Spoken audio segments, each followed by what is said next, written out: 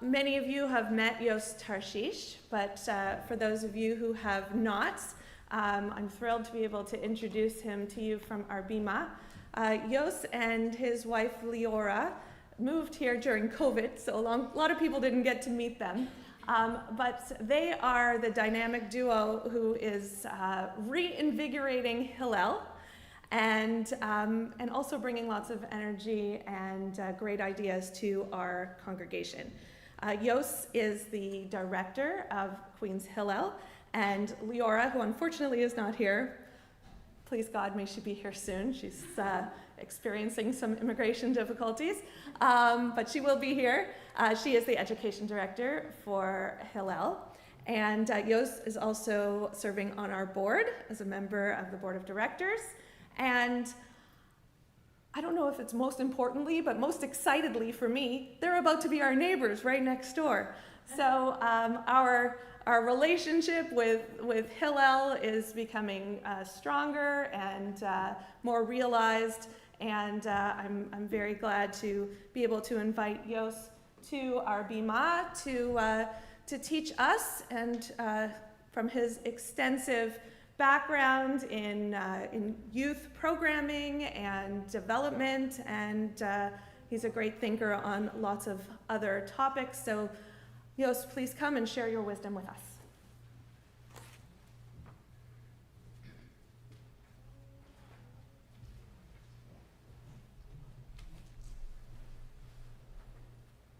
I think this is my first time in this sort of podium. It's quite exciting. Okay, well, thank you for that introduction. Baruch atah Adonai Eloheinu melech haolam, she'echianu v'kiyamanu v'higianu lazman hazeh. Blessed are you, Hashem, our God, sovereign of all, who has kept us alive, sustained us, and brought us to this season. When I was thinking about what I would talk to you about today, one thing that I kept coming back to was a sense of familiarity and also of newness. These feelings permeate everything at this time of year in general. I think Rosh Hashanah always feels both familiar and new because who knows what the year will bring, but the same melodies kind of bring us back to that place, and they remind us that we've been here before. But the more I thought about it, the more I realized that this year in particular, I'm seeing familiarity and newness everywhere I turn.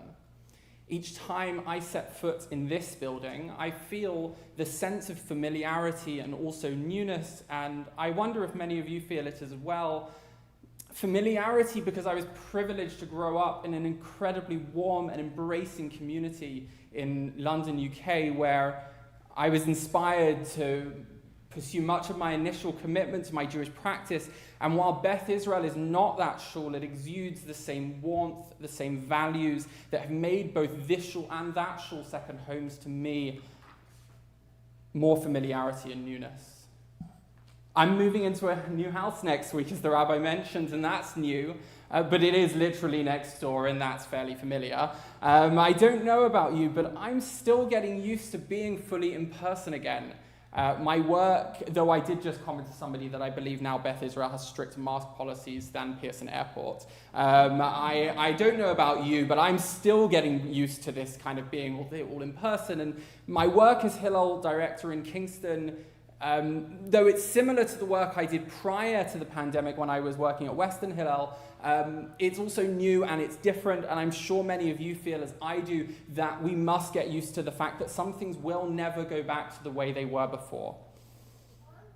Now, one of the areas of my work that I encounter more frequently than I would like, and is something that will be familiar to many in this room, but it never fails to feel like a brand new punch in the gut, is that word anti-Semitism. And the late Chief Rabbi of the United Kingdom, Jonathan Sacks, Lord Jonathan Sacks of blessed memory, famously described anti-Semitism as being like a virus. It's how it has survived for so long, he would say, by mutating. So in the Middle Ages, when Jews were persecuted because of our religion, and then in the 19th and 20th century, we were reviled because of our supposed racial identity, and today Jews are attacked because of the existence of our nation state, Israel. And denying Israel's right to exist is undoubtedly a new anti-Semitism. And just as anti-Semitism has mutated, so has its legitimization. Each time as the persecution descended into barbarity, the persecutors would reach for the highest forms of justification available. And in the Middle Ages, it was religion. In post-Enlightenment Europe, it was science, the so-called scientific study of race. And this is still where we see the most violent forms of anti-Semitism on the right coming from, that which we saw in Pittsburgh and in many other places. Today's day and age has given us the emergence of this new anti-Semitism from the far left, where the politics of inclusion are perniciously inverted to intentionally exclude Jews. The noted academic and current US Special Envoy for Countering Anti-Semitism, Deborah Lipstadt, said in her book, Denial, Holocaust History on Trial, that in an internet age, it is at first glance democratic to say that everyone is entitled to their own opinion. That is surely true. It is, however, a fatal step to then claim that all opinions are equal. Some opinions are backed by fact and some are not. And those which are not backed by fact are worth considerably less than those which are. On campus, it's fair to say that I work at one of the coal fires of anti-Semitism. In the past few years at Queen's, we have seen white supremacist graffiti daubed on campus and also repeatedly seen groups on campus wade into Middle Eastern affairs and politics in a way that clearly crosses a line into anti-Semitism. But while anti-Semitism is coming at us from the extreme right and extreme left, it is that which from the extreme left which is routinely excused, ignored, and justified by those who claim to value equity. And this seems to happen time and time again, especially on campus. Now, it's important for me to note that we are incredibly lucky at Queen's, but for a few rare, though particularly egregious examples, compared to many of the other campuses in Canada and around the world, we have it good most of the time. Of course, the real reason that anti-Semitism in particular on campus concerns us so greatly is because we generally understand that campus is a microcosm of wider society. A university is supposed to be a true melting pot. It's supposed to bring the best and the brightest together to think deeply, to learn and raise the collective consciousness of humanity. Where we're supposed to learn the things that we need to create the lives that we want for ourselves. The conversations that happen on campus, though, often feel, therefore, like a litmus test for where society is headed. And if the best and brightest among us can't seem to get a handle on the rampant Jew hatred that seems to be everywhere right now in the academy, how can we expect the rest of the world to understand it? Now, what I want to talk to you today about is how I'm approaching this challenge as a Hillel professional. And maybe this will be helpful in your own thinking as well.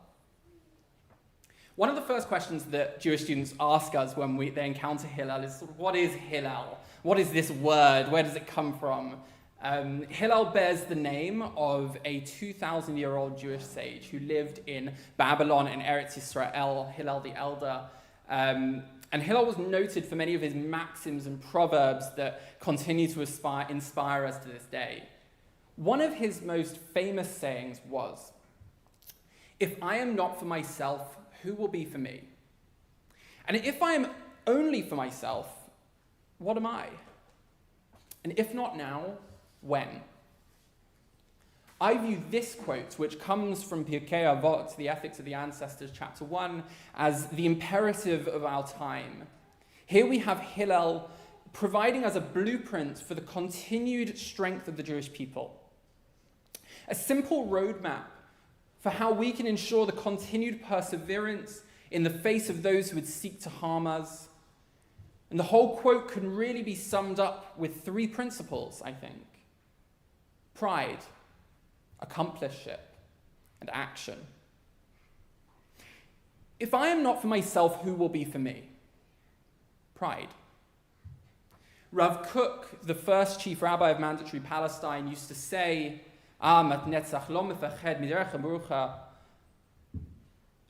For the eternal people, it's never a long journey. But the important thing is not to be afraid. We are the inheritors of 3,500 years of Jewish memory. Our people have faced down hate and discrimination, displacement, expulsion, genocide, and so much more. Every single person who is Jewish today is Jewish, either because someone who came before them made the decision to live, or they themselves chose to be Jewish and to live a proud Jewish life, to say no to assimilation, to proclaim loudly, Am Yisrael Chai, the nation of Israel lives. If we are not the loudest champions of our rights, who can be expected to stand up for us? The first principle we focus on is the amplification of Jewish pride. Just last week, Queen's Hillel held Jewish Experience Week. Jew. On campus, it can be hard to be proudly Jewish. So many students told me that since arriving at Queen's, they've put away their Magen Davids and their chais, or they've stopped wearing a kippah as frequently as they did when they were at home in Toronto or elsewhere. This campaign is all about sharing how incredible it is to be a part of the Jewish community, both in Kingston, on campus, and beyond. These sorts of initiatives are designed to help Jewish students feel more comfortable expressing their Jewish identity and their Jewishness publicly. One of the results of anti-Semitism is that we often seek to conceal ourselves away, to hide ourselves for protection. And I strongly believe that this is the wrong approach. It's time for us to turn up the volume on Jewish life, to be loud and proud about our Jewishness in the public square. I know we've got practice here in Kingston because I was amongst almost 100 people at Light Up the Night back in December when we celebrated Hanukkah together. I think that the time, and I saw it a few weeks ago at the Faith and Culture Fair and the Cultural Fair when the Kingston Jewish Council was there representing. I think that we have so much that we can be proud of here, and it's only time for us to raise that. And if I'm not for myself, what am I? Accompliceship. Anti-Semitism doesn't exist in a vacuum, and those who discriminate against one group rarely limit themselves to that one group. We need accomplices to work with us to fight anti-Semitism, and we need to partner with others. Relational advocacy is a model of activism pioneered by the David Project, which has today morphed into Hillel International's Israel Action Center. And relational advocacy empowers student leaders to build mutually beneficial and enduring partnerships with diverse organizations so that the Jewish community is an integrated and valued part of campus. Much of the decisions that are made on campus are made within the democratic structures of student government, and due to the current campus climate, it is impossible for Jewish advocacy to happen successfully without our allies. When we build coalitions, broad coalitions with student government, with clubs and with communities, we are better poised and positioned to respond when the well-being of Jewish students is threatened on campus. Some people in this room know that in May, Lior and I led the first Hillel Perspectives trip to Israel, where we took 16 Queen's student leaders to Israel on a free trip, 11 of them non-Jewish and 5 of them Jewish, to experience together what it was to see up close and personal the land. They met with Israelis and they met with Palestinians, Jews and Muslims and Christians, people of no faiths, and it was a truly eye-opening experience to see what happens when you bring these incredibly diverse people who've never even considered, many of whom had never even left Canada before, let alone been to the Middle East, to Israel to see it up close and personal. Being an ally is considered one of the first steps in equity and social justice work. The term accomplice encompasses allyship, but it goes beyond advocacy. An accomplice uses their privilege to challenge existing conditions at the risk of their own comfort and well-being, like when someone non-Jewish goes out of their way to stand up for somebody Jewish against anti-Semitism, or when we stand up against other forms of oppression when we see it. If we see somebody acting in a racist way and we stand up to doing it, we are being an accomplice in that moment, just in the same way that we would hope that somebody would stand up for us.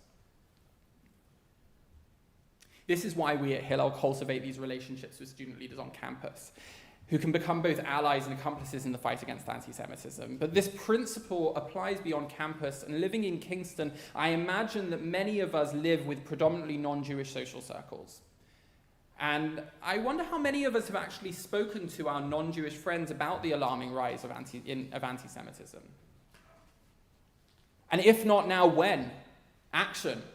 And if you haven't spoken about this issue publicly before, maybe it's time to. First, they came for the socialists, and I did not speak out because I was not a socialist. And then they came for the trade unionists, and I did not speak out because I was not a trade unionist. Then they came for the Jews, and I did not speak out because I was not a Jew. And then they came for me, and there was no one left to speak for me. Martin Niemöller, the German Lutheran pastor who wrote those words in 1946, realized far too late what happens when you do not stand up for others.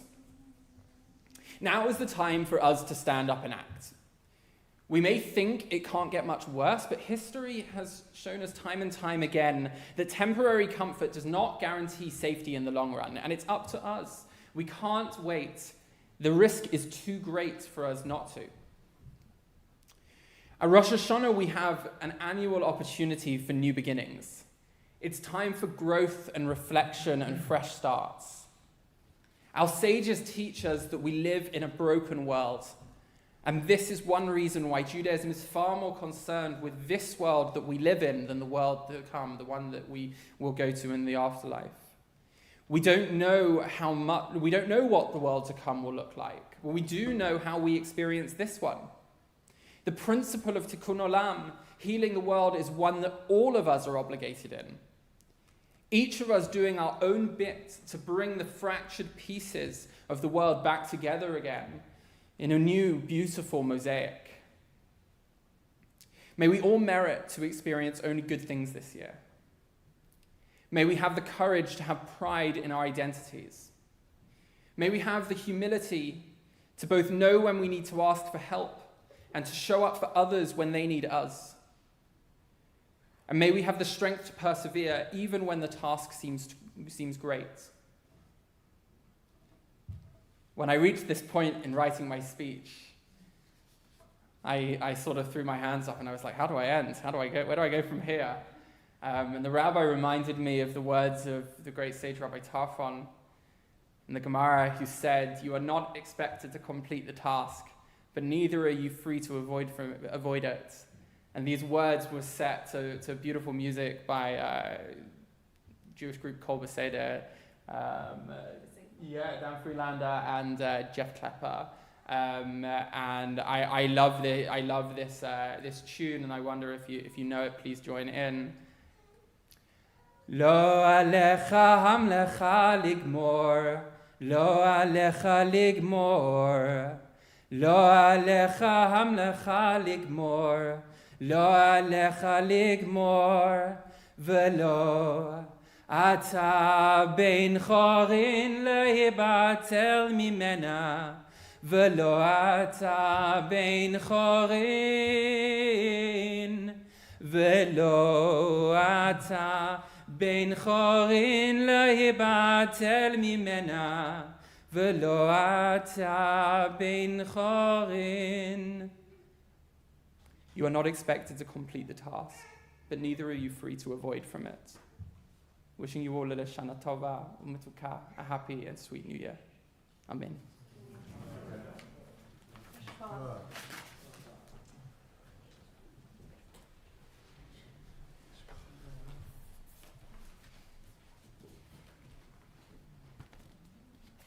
Thank you, Yos, for your inspiring words. We are very lucky and blessed to have you as a leader and showing the students the way, as well as the rest of us.